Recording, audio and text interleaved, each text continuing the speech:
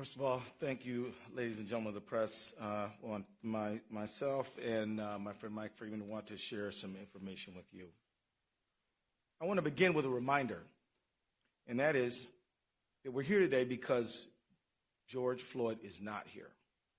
He should be here. He should be alive, but he's not. About 9 days ago, the world watched Floyd utter his very last words, "I can't breathe," as he pled for his life. The world heard Floyd call out for his mama and cried out, "Don't kill me." Just 2 days ago, when I became the lead prosecutor in the murder of Mr. Floyd, I asked for time to thoroughly review all the evidence in the case, and we looked at the evidence that's available, and the investigation is ongoing at this time. I also said that I know it's asking a lot of people to give us time, particularly people who have suffered for decades and centuries of injustice, to be patient. And yet, we did get that time. And together, a very strong, experienced team, which included County Attorney Mike Freeman, his team, and my team, we reviewed the evidence together with the BCA, and we have something to announce today. Before I announce it, I want to say thank you for the patience of the people who they've shown me and our entire team in pursuit of justice, and I'm here to make these announcements right now. First, today, I filed an amended complaint that charges former Minneapolis police officer Derek Chauvin with murder in the second degree for the death of George Floyd. I believe the evidence available to us now supports the stronger charge of second-degree murder.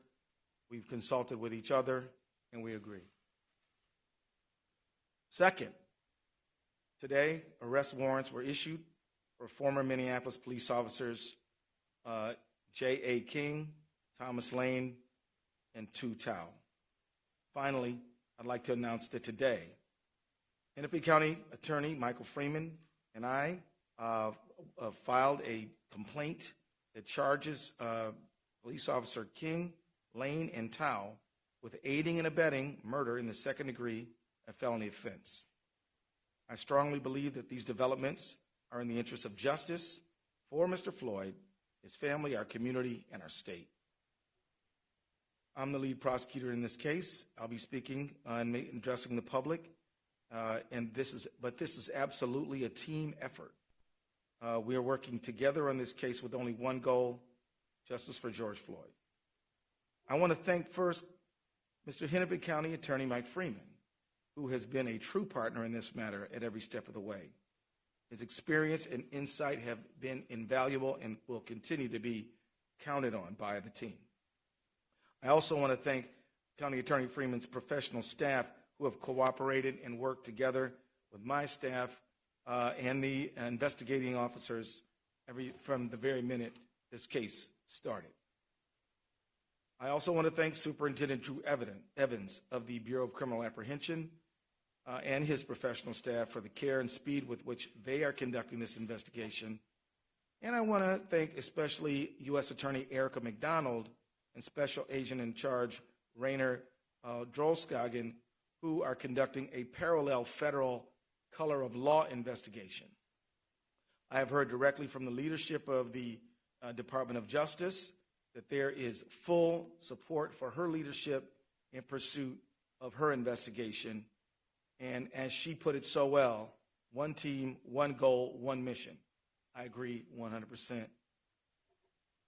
As I said earlier, I thank Mr. Floyd's family. I think, and I can speak for Mr. Freeman and I jointly thank them, along with U.S. Attorney McDonald. We thank the community for their patience in allowing us the time and space we need over these days to lay these charges. As it is so hard to do, I now ask for continued patience. This case continues to be under investigation. We will not be able to say very much publicly about the investigation, except that we encourage anyone who believes that they have evidence in this case to come forward and to be cooperative with the investigation.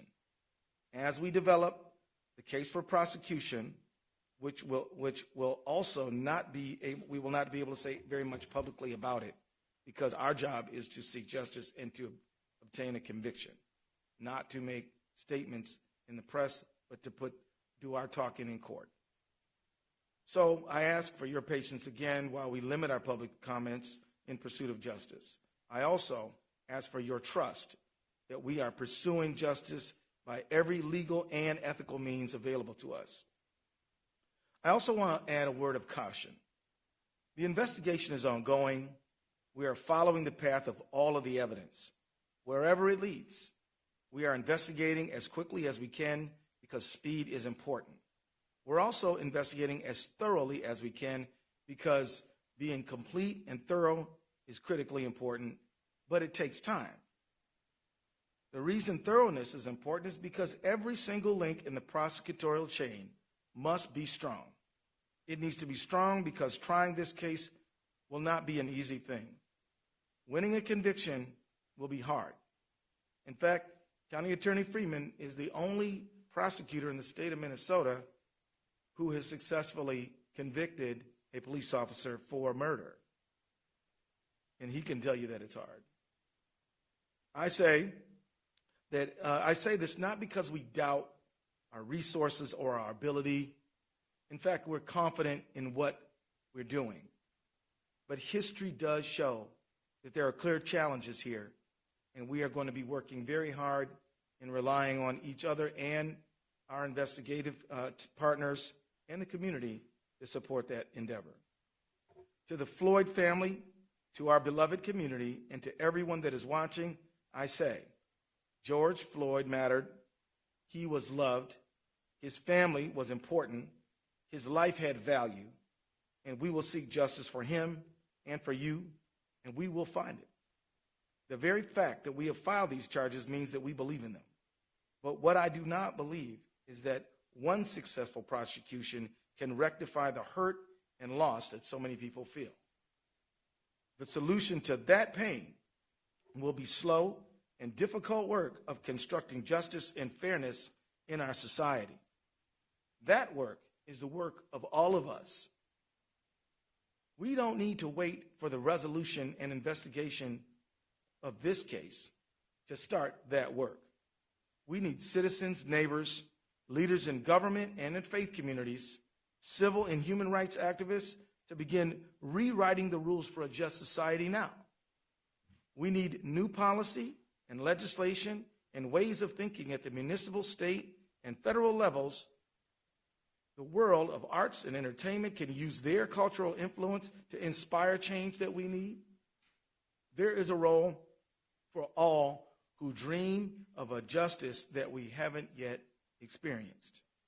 In the final analysis, a protest can shake a tree and can make the fruit fall down. But after that fruit is in reach, collecting it and making the jam must follow. The demonstrations and the protests are dramatic and necessary, but building just institutions is more of a slow grind, but equally important. And we have to begin that work as well. We need your energy, and we need everyone's help right now. Thank you very much. We'll take a few questions. Yes, ma'am.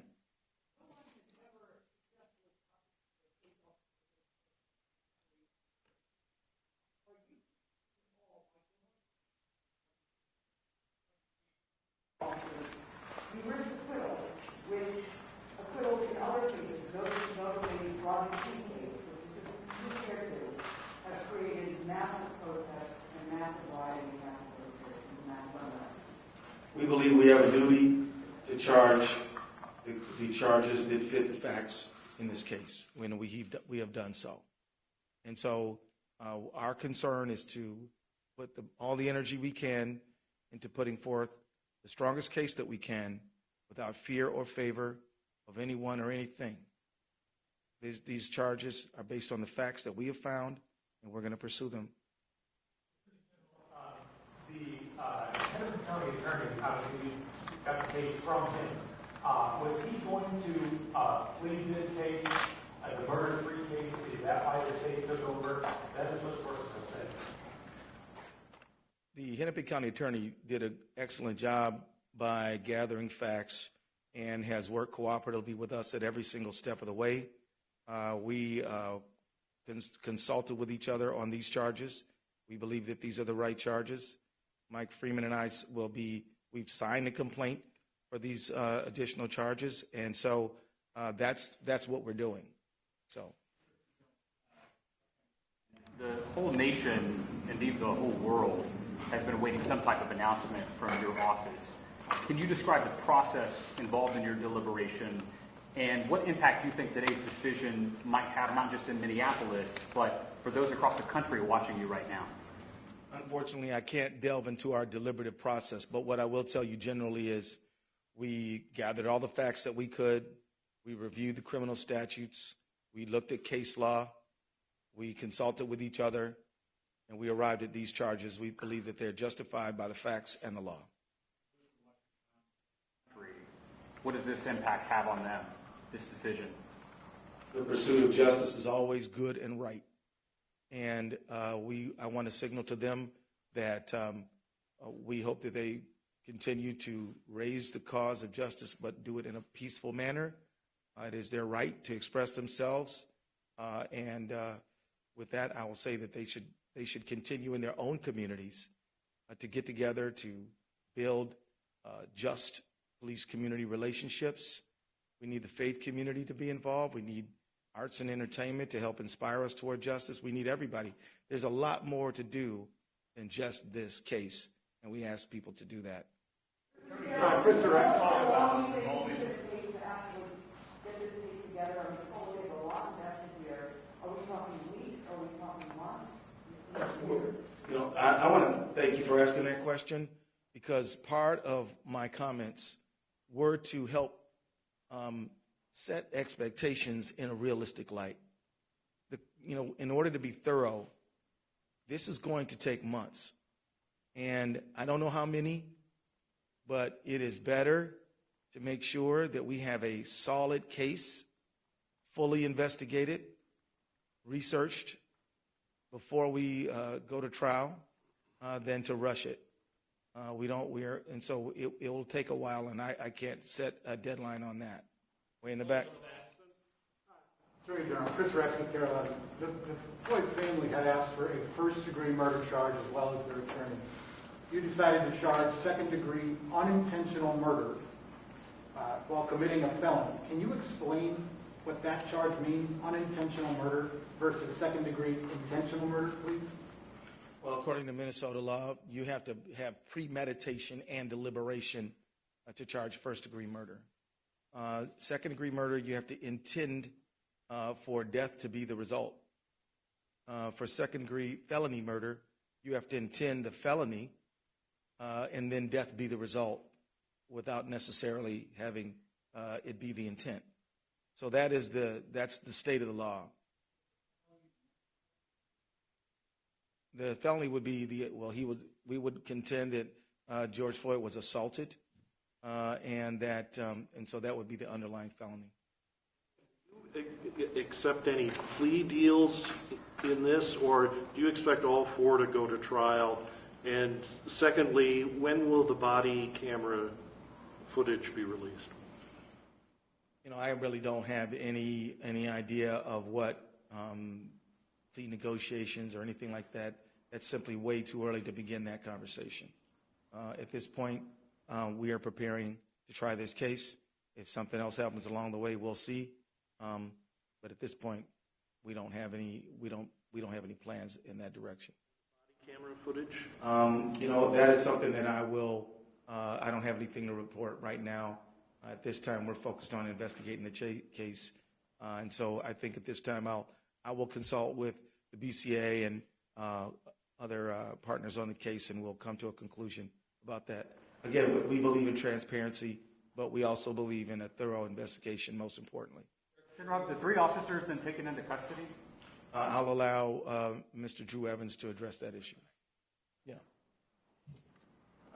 Good afternoon. My name is Drew Evans. I'm the superintendent of the Minnesota Bureau of Criminal Apprehension. We are in the process of taking the officers into custody. I can report that one is in custody now, and the other two we are in the process of taking into custody and expect them to be this afternoon. Could you talk about, have these officers provided any statements to your investigators, which traditionally happens after a death in custody? Have you spoken with them? I will, as the Attorney General said, we can't speak about all the details of the case other than what's really in the complaint at this time. I will tell you with any investigation, as I've told you all from the very beginning, we have teams of investigators from the BCA jointly investigating this with the FBI, trying to obtain all information. In this case, I will tell you that is a regular course of all of our investigations to attempt interviews with all of the officers. We have interviewed numerous individuals in this case, and additional information will be provided as we move forward. Attorney General, do you have the folks you need to do this, or you'll be seeking some sort of outside counsel or special counsel as you're authorized to do under the law? At this time, I believe we have the team to complete this work. I would like to just introduce David Voigt as well. He is a deputy at the Attorney General's office. He heads the criminal division, and he has the lawyers to get this done. And also, we have some experienced lawyers at the Hennepin County Attorney's Office. We're working on this thing together. In terms of the timing of this decision, I know the Floyd family was hoping to be able to have more information on these charges before the memorial tomorrow. How much did that factor in your decision, as well as the protests with them calling for these across the country as well and growing out there?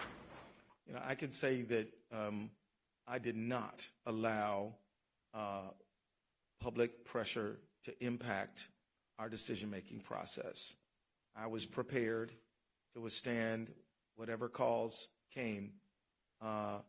We made these decisions based on the facts that we have gathered since this matter occurred, and made the charges based on the law that we think applies. But that's my answer. Yeah. Describe a little bit more about your relationship with Mike Freeman, how this is going so far. It's going fine. It's going great. I spent a lot of time in Hennepin County when I was a trial lawyer myself, and I know all the lawyers there. I respect them all, admire them all, and we're going along fine. Can I introduce you? Okay. Andy Lefebvre, he represents Hennepin County Attorney's Office, his first deputy for Mike Freeman. Right.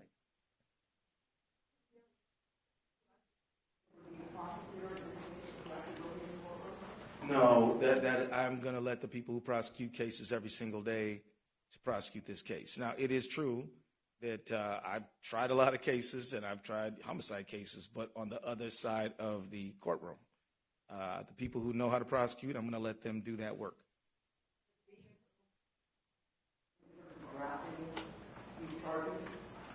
You know, I think it helps me anticipate what some of the attacks on our case might be.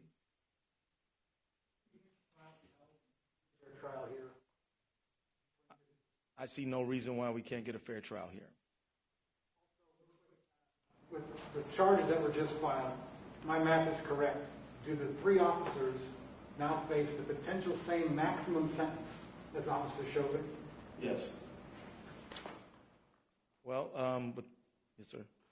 I apologize if you've addressed this before, but does your involvement in this case now put you on the sidelines in terms of the legislative process and working for police reform legislation?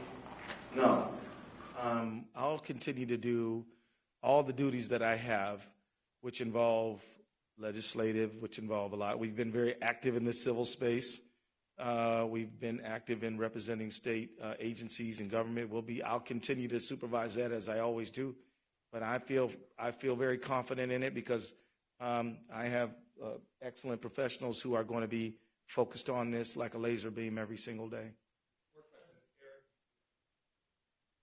Attorney General, could you just take us into that room when the decision was made for you personally, for this case, filed these charges, the moment you had personally?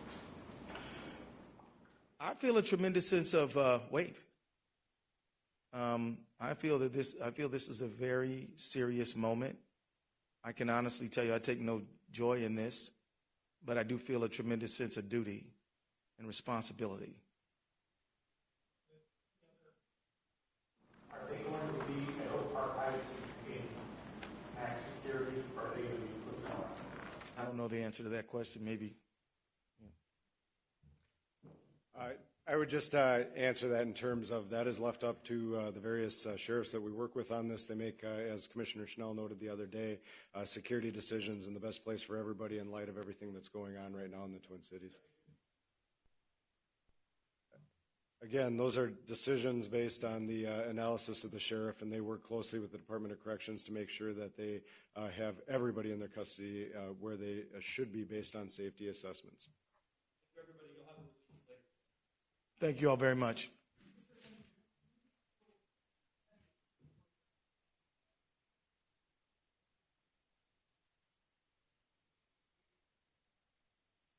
I will say to them that I pledge and I promise to hold everyone accountable for the behavior that we can prove in a court, and that if I don't charge it, it means that we did not have the facts to do that.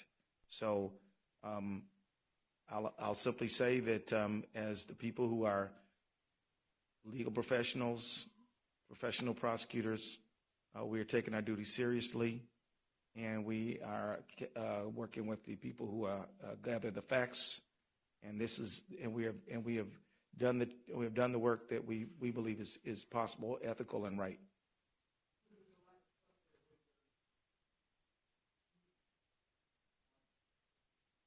Yeah, well, I mean, look, let me be honest here. I mean, our country has under-prosecuted these matters in Minnesota and throughout the country. And so I think the trust is a result of historically not holding people who are public guardians accountable for their behavior in situations where we should have. So that, I think, is the origin of the trust problem. But we can't control the past. All we can do is take the case that we have in front of us right now and do our good faith best to bring justice to this situation, and we will.